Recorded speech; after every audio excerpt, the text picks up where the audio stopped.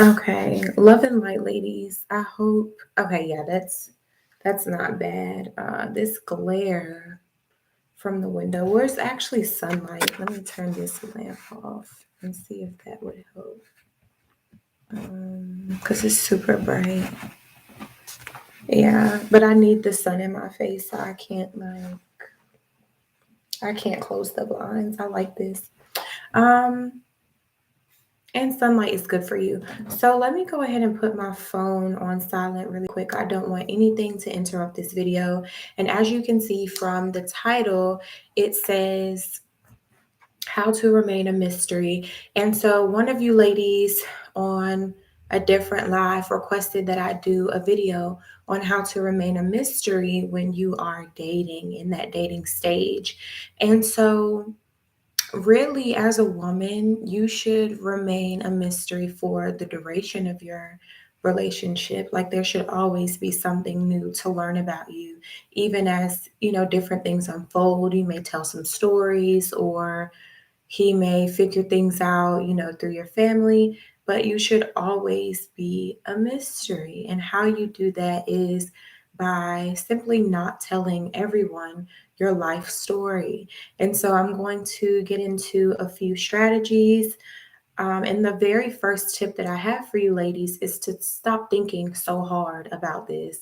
So I understand that when you start to date differently, our analytical brains as women go into overdrive and we start thinking about all of the things that we may have done wrong in the past or remembering, scenarios from things that happened, like, oh, I wish I didn't say that, or I wish I didn't do that.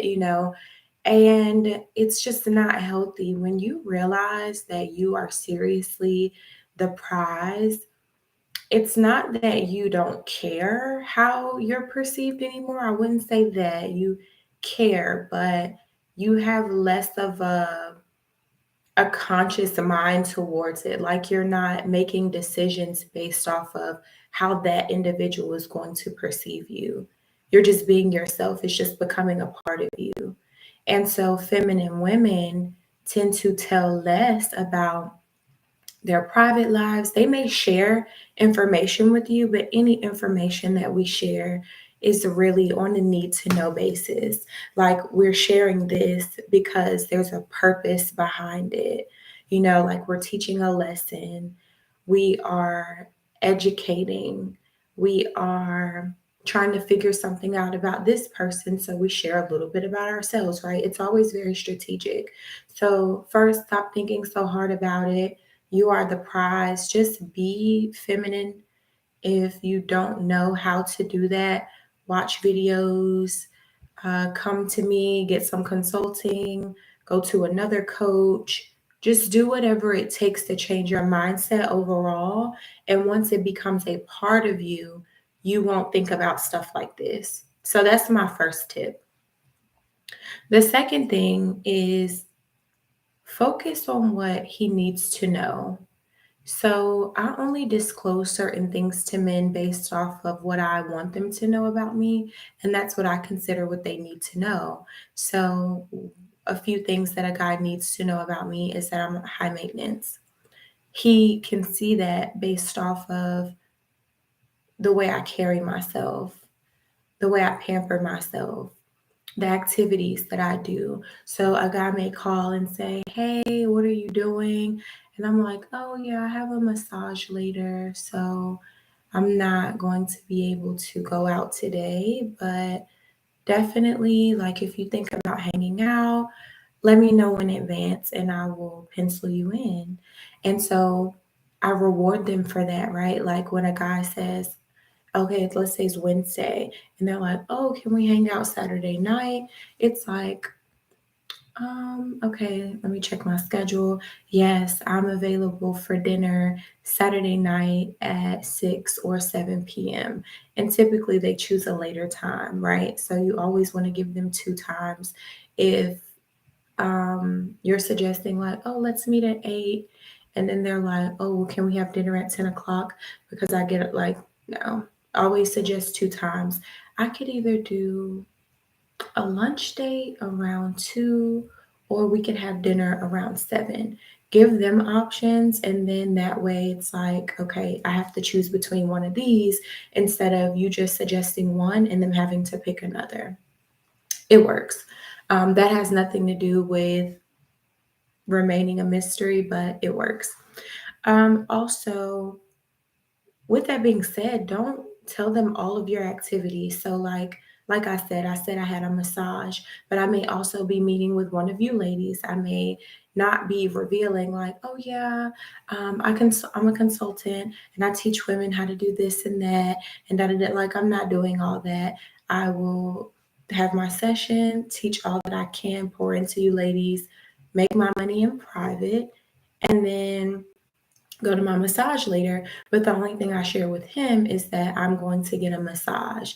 Now, some people are like, oh, well, if you leave out information, you're lying. And it's like, no, some things are just none of your business. That's just what it is. Are you being lied to by the doctor when they give you certain information about your spouse or your I can't say children because they're minors, but when they give you certain information about people, they may tell you how much the bill is so that you can pay it, but they're not telling you the details of that person's care. Why? Because it has to be HIPAA compliant, right? So it's not that they are lying to you, they're keeping this from you because it's none of your business. So I hope that makes sense. So think about this. My information is protected. This is protected. So it might not be PHI, which stands for protected health information, but it's still protected. So yeah, focus on what he needs to know about you. Like, okay, if you say that you're getting a massage, why are you saying that? Are you saying that because you want him to suggest that he could massage you and say something creepy? Or are you like, no, I want him to know this because I'm high maintenance and he needs to know that I take really good care of myself. Hopefully, it's the latter. Next, ask what you want to know. So, if you're dating, you should have, some qualities that you like in a man or that you admire, and you should have questions based off of the things that you admire. So, you should be able to ask them questions. So, a prime example of this is if you want to know, like, a guy's hobbies, right? Hobbies typically tell you how much money this person makes. And so if he says like, oh, well, I like to travel, ask him more questions about his travels. Like, where have you actually been? Have you only been on family trips out of the state? Not a bad thing. I feel like anywhere that you get outside of your hometown or where you live is a good thing. That is muy bueno. However, if you're like, oh, I like to travel, like some guys say that just because it's the thing to do now, because traveling is like a buzzword. And so it's like, okay, well, where have you been? What have you done? And you can tell if a person has actually traveled by the information that they give. So when I talk to, older men about traveling, we're always talking about passports and like the layovers, and we have good things to say about the food or bad things to say about the food. Like you may go to a restaurant out of the state and it may suck, but you may go to a restaurant out of the country and be like, oh my God, they are poisoning us in the States. The food here is terrible. Like it took me a while to get adjusted to it when I got back. Like those kind of conversations. That's how you know when a person has traveled and that they are typically well traveled. But if someone says, oh, yeah, we might just get a hotel, chill out at the beach, do da da da da da, like, okay, traveling is maybe something that you aspire to do, but that's not what it is, right? So figure out, what do I want to know about this person, and direct the conversation towards that. And with that, you have to be how can I put it? Like you have to be able to direct a conversation, and that comes with confidence, right? So, with confidence coaching, once again, if you need my assistance, please come see me because we can meet one on one and talk about those things more in depth than you can. I mean, of course, you can always watch my videos, you can watch other people's videos, but it's very different when you're getting that hands on training, and it makes a huge difference in your outcomes. So don't be afraid to invest in yourself.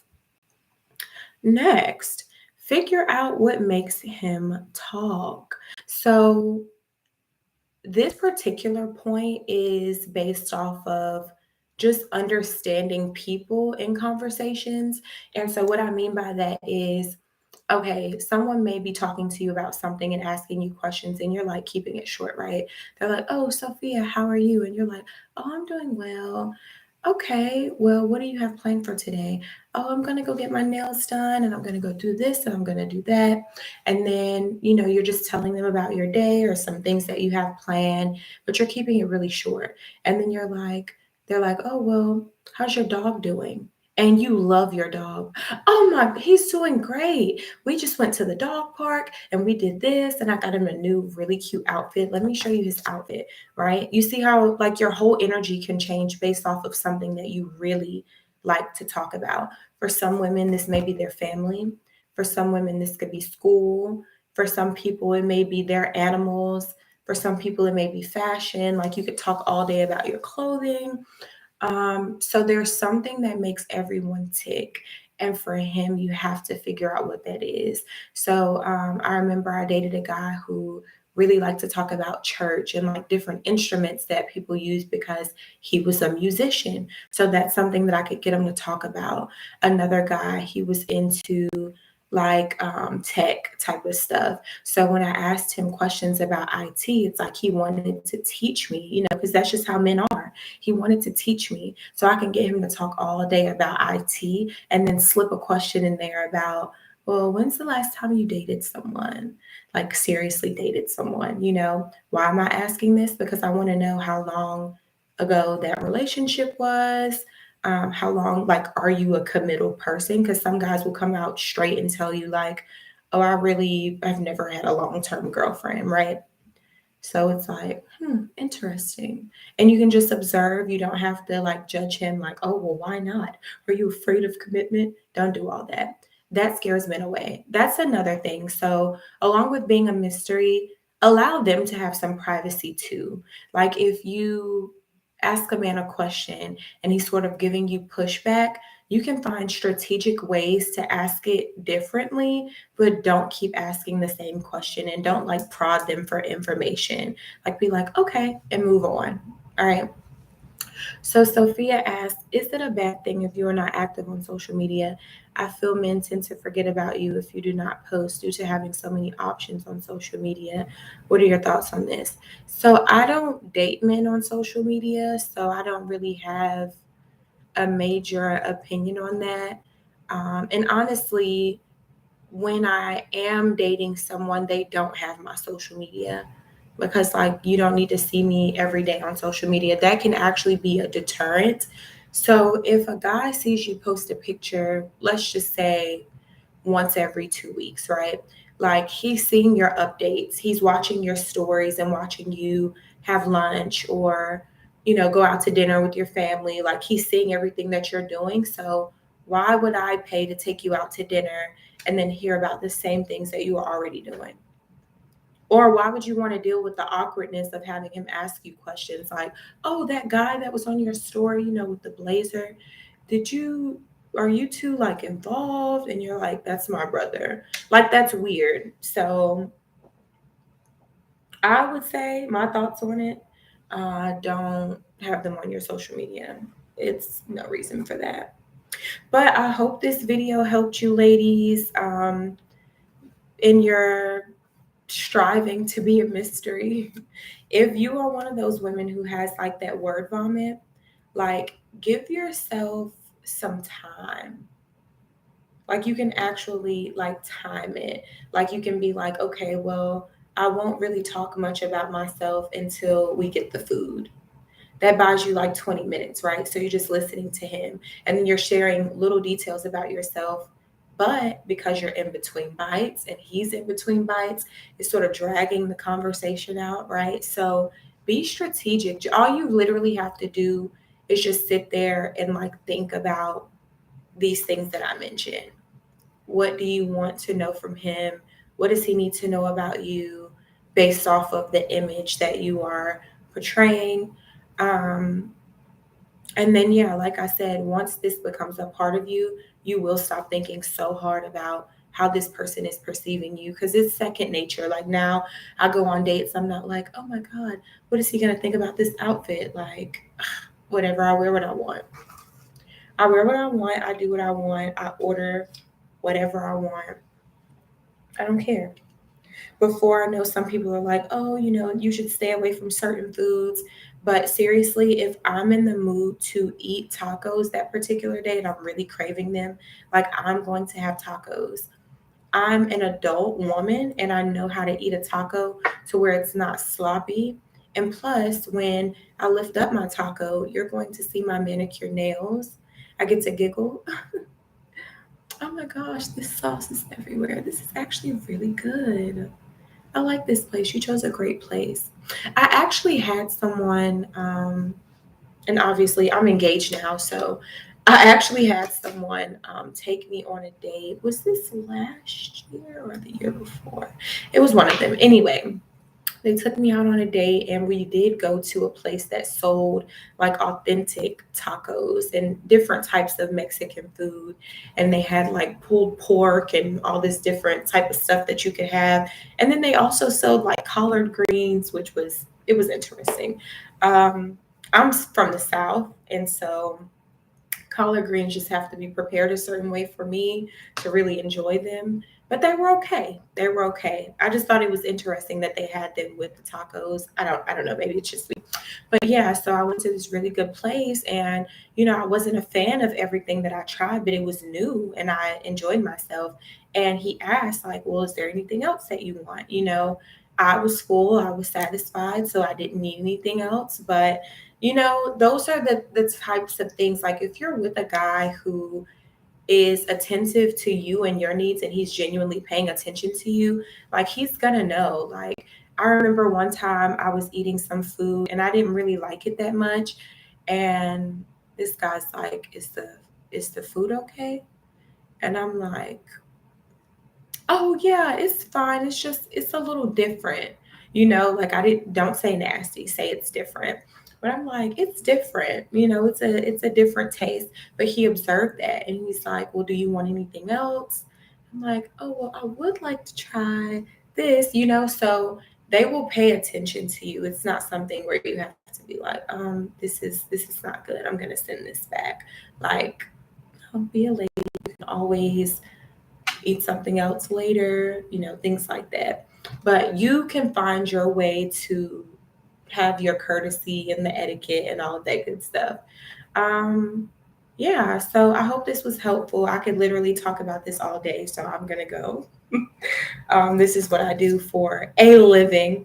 But yeah, definitely let me know if you ladies need coaching. I need to have some lunch before my next meeting, but have a great day. Email me at info@hangingoutwithlove.com or go to hangingoutwithlove.com. Check out all of my books, check out the content. I have webinars there, like not like these videos, but I mean like webinars where there's an audience and they're asking questions. And then if you have follow-up questions, you can always email me after you watch the webinar and say, love, what did you mean by this? And I will email you back. All right. Good day.